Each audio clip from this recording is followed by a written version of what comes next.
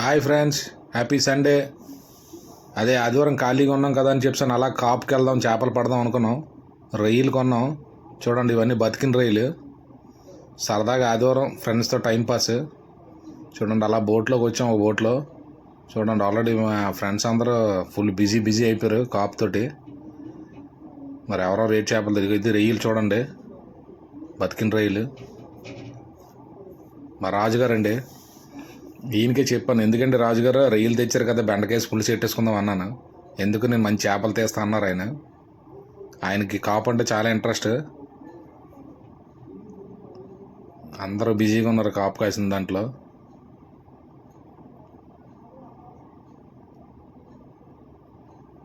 Already start అయిపోయింది. మా నరేంద్ర ఒక చేప ఆల్రెడీ తీశాడు. చూడండి, ఆల్రెడీ 4 చేపల దగ్గర లాగారు. రంగులు అన్ని రంగులే. ఈయన ఒకటి, ఈయన చూడండి, వీర్రాజు గారు పేరు తీశారు. అన్న జాగ్రత్త, కరుస్తుంది. కిందకి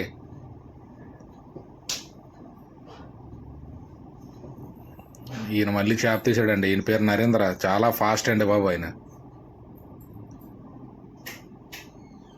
అదే సరే, చూడండి, మా కాపు అయితే అయిపోయింది. 2.5 గంటలు చిల్లర కాసాం. మేము కాసిన ఈ 2.5 గంటల్లో లాగిన చేపలు ఇవి.